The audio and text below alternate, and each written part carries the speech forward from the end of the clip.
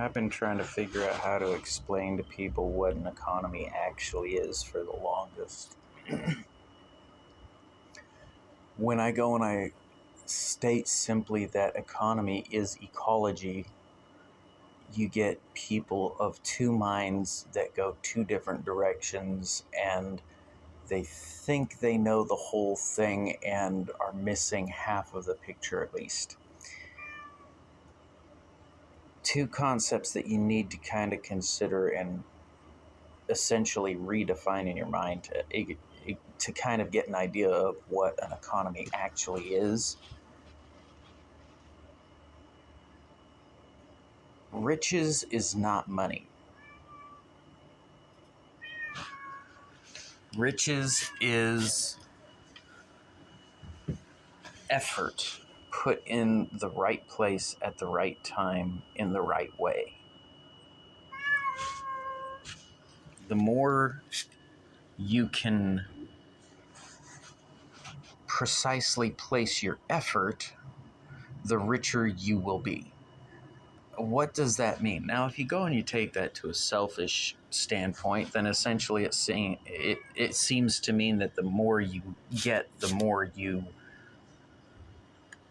are worth, which that's not exactly what it is all about.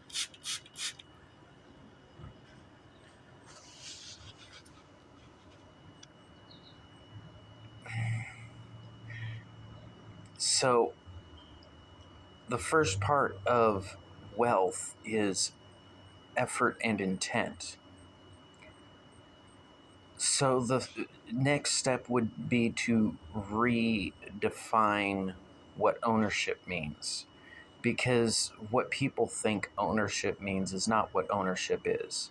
Well, let's break down ownership. First off, you've got a legal thing that says ownership is, and then you have any number of explanations that it comes out as once it gets punched through the computer, so to speak. And none of it really makes all that much sense for the situation involved. It's essentially just repetitive responses to try to address things that have happened before, and since this thing seems to look the same, we're going to treat it the same. That's not progressive, that's regressive. Where did we get the idea that this is how we should be running our society? We wind up destroying the very society we love by making as many reasons to reject and say no as possible. I mean, think about it. Everything that the law is what you can and can't do, which is mostly can't. And when the law says that you can do something, you better reread the fine print to make sure that you actually can. It's ridiculous. It's meant to be confusing so that people do have problems. And then they just shrug it off to the people who want to feel like they're doing something, to actually help people, and they wind up using the very people who go to work for them for purposes that are noble to start, because they believe that what they're doing is noble. They believe that going to work for the government in the way that they're going to work for the government can help them to make things better for themselves and the community and other people and everything else. In reality, they're getting themselves in bed with the very system that is built to give you the illusion that you are doing something that you intend to do, while in fact you're doing the exact opposite. That's why people laugh at police, at doctors, at preachers and pastors who have essentially monetized religion, because they can't monetize spirituality properly. Because once you start getting people questioning instead of just believing to believe, instead of, Come on, as soon as you have somebody question, why would God put his son on a cross in one of the most brutal ways that you could die, simply to erase a sin that supposedly God created to begin with? None of this makes sense. And yet people buy it hook, line, and sinker all the time, never actually listen to reason. When they do get confronted with facts, they automatically take the stance of, you're attacking my religion. I'm sorry, your religion attacked reality first. How can you actually own something if if you don't know how it's put together? How can you own something if you're never present and around it, utilizing it, whatever? How can you own something that you don't know anything about? Let's take our own economy, which isn't an economy, it's an anti-economy. Well, that's neither here nor there at this point. So you buy a car. You have absolutely no idea how the engine works. All you know is you put gasoline in one end, it comes out as toxic gas at the other, and in between you're able to get from point A to point B. Great. So do you actually own that car? Oh yeah, you bought the title. Great. You blow a tire. Who you calling? Who owns that car? Well, I do. Okay, yeah, you're using it. Okay, sort of. No guarantee that you're even using the car properly at this point, because you're not paying attention. You're just doing what you think is the right thing to do because that's what you've been told is the right thing to do. Okay, so let's solve the problem of mechanics. Let's say you know how to take that car apart and put it back together, and you can do it in record time, and you've got every piece and part memorized. All right, great. You can copy it. Do you really own it? It's the same as a million others that are out there. Yeah, you basically own it. How can you really own it? Put some of yourself into it. How would you make that vehicle better? See, vehicles, however, are constructed in a fashion that is overcomplicated and requires you to go back to the manufacturers to get the parts that they designed properly, which a lot of times they are. I'm not going to knock it too much. So, yeah, you sort of own the car. Now, what if you actually put the car together on your own from scratch? You didn't even necessarily start with a gasoline engine. If you look at some of the things that can be done that are out there right now, you would never go to a gasoline engine. Why? Because, yes, it is possible to run a vehicle off of water. Very possible.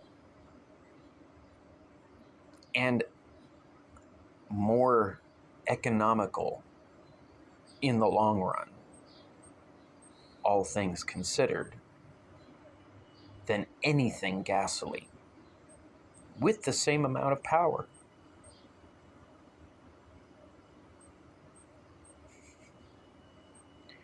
People still want to go and point fingers and say, well, I own this, I bought it.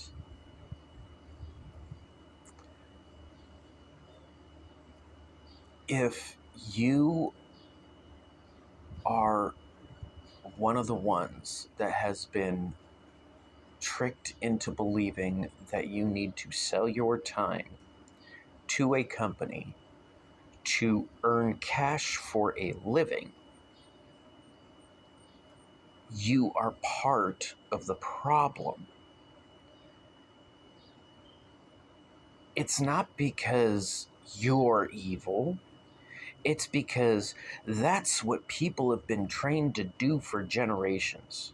Take a very good, close look at the history of what happened that actually brought the education system together. It was stated and touted as one thing. Meanwhile, the intent was something entirely different. We killed America. The possibility of the dream of what America was supposed to be for everyone. We killed that, destroyed it. Why? Well, your grass looks greener, so I'm going to take you to court. Because I want that grass. Okay, learn how to make it yourself. Instead of taking it from somebody else legally. Oh, well, the cops do it all the time. Oh, hey, there's another kindergarten line that gets used all the time that was rejected in kindergarten that for some reason our own law uses against us. Oh, I didn't know. Wait a minute. Ignorance isn't an excuse, I think is what the law says, and yet it excuses its own ignorance blatantly and continues to ignore everything that it's been told it needs to start paying attention to. What are we actually doing? Oh, well, that's why we go to vote. That's right. Oh, that one. Oh, man.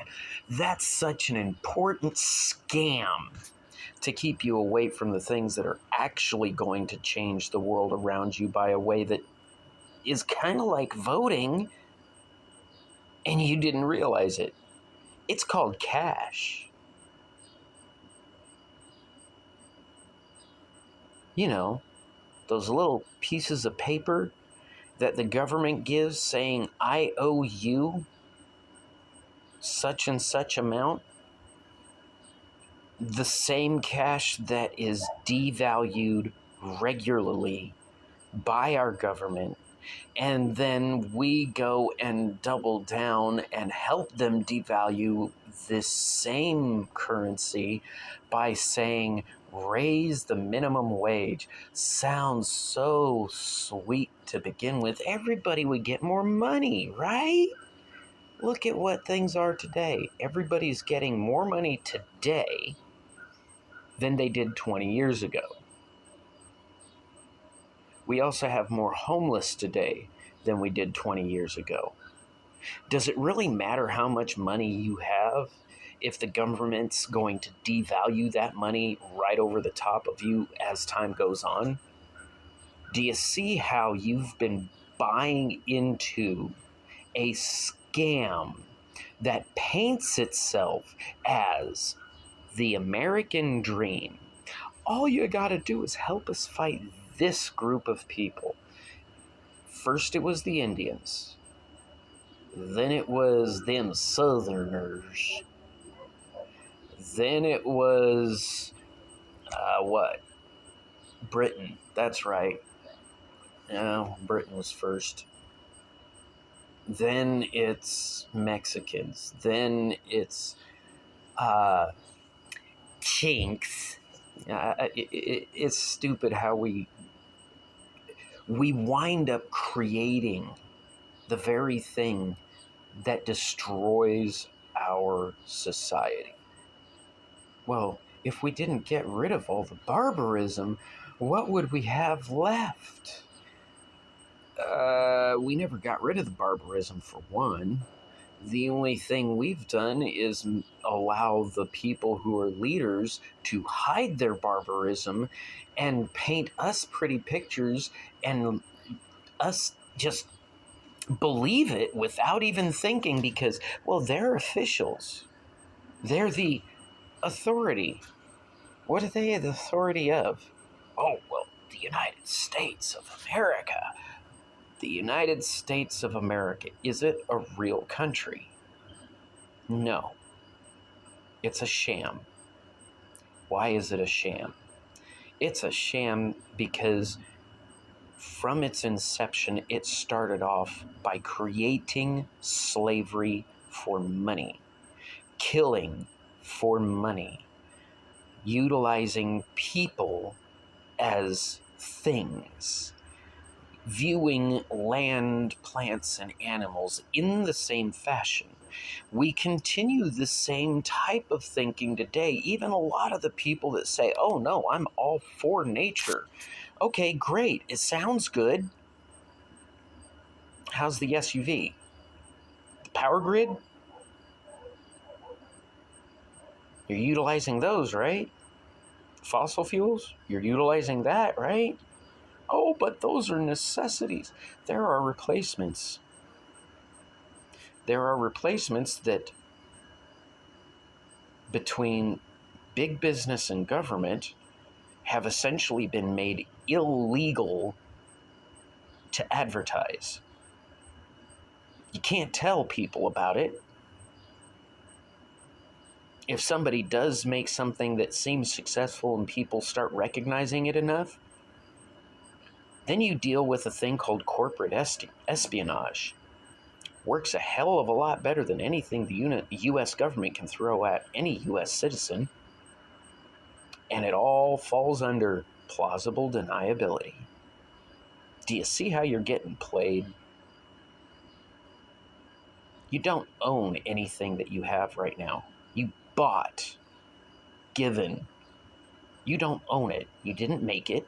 You don't know how it was put together. You don't know where the materials came from. You don't know the different people that had to move that product from place to place to place to place before it finally got there. You have no clue just how much cost went into making that product. You don't own it. You have it.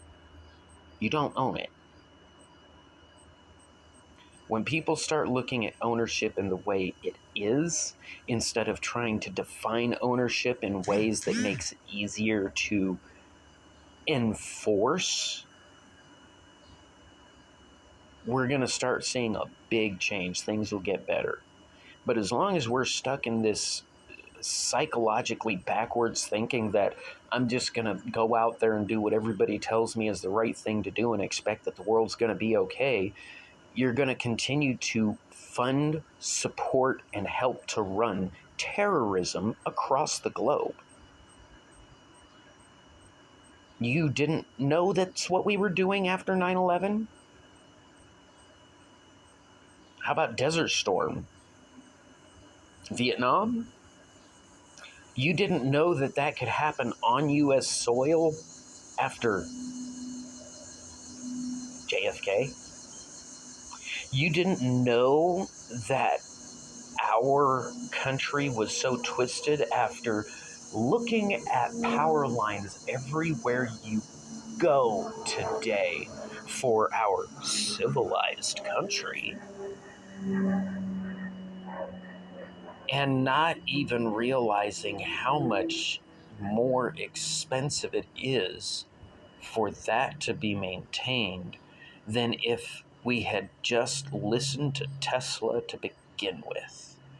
No, we had to listen to JP Morgan. Now we have banks. Isn't that special? Sounds like a favor, doesn't it? Requires money, doesn't it? Every time you use cash, you fund and support terrorism. Because if nobody used the cash, there'd be no way for the terrorism to continue. It would collapse. Oh, no, that's not right. We use cash because cash is the most reliable, historically inaccurate. As a matter of fact, it has increased its inflation. That's a natural factor. No, a true economy with cash that is based off of a true economy would actually gain in value. You're being tricked. You're being manipulated. You have been taught that all the things that you think are normal, and you buy into all the things that you've been taught are supposed to be normal, and you never look into the very things that everybody shrugs off. Just think about it. The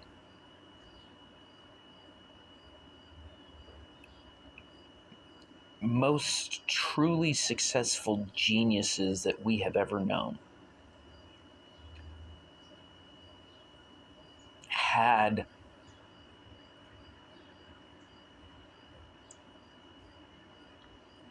just vast imaginative capabilities. If they didn't, they wouldn't have been able to come up with what they did. Our schools train us to not be imaginative. Why do you think that is? Well, take a good look at history of how schools were made. Who made school? Well, the government. No, the government instated and enforced business. Somebody who wanted people to choose to be slaves. Because that's the only way our country has ever existed. If somebody else puts in the effort, you get the benefit. Now do you see why you've been messing up the very fabric of what you're calling a society, and then wondering why I'm getting pissed off for you getting pissed off that society's falling apart?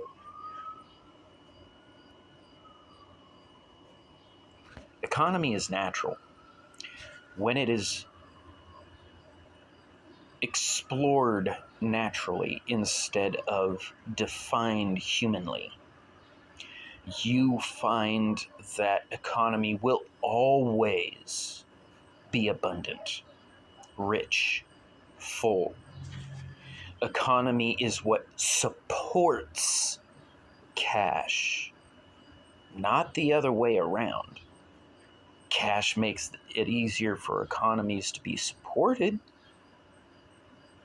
It's kind of like the go-between.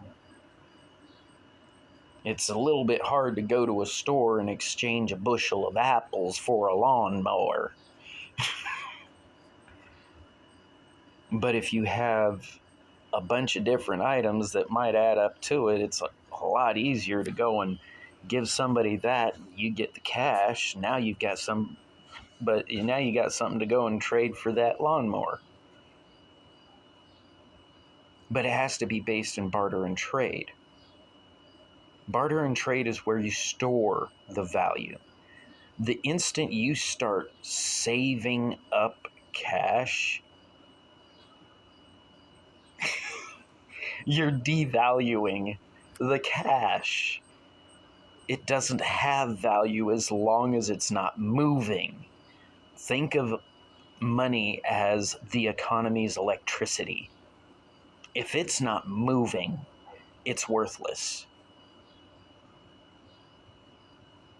Do you see how many ways that you've been tricked? Do you see how many things that you've been trained to believe are this is the right thing to do or this is the responsible thing to do? Don't question it.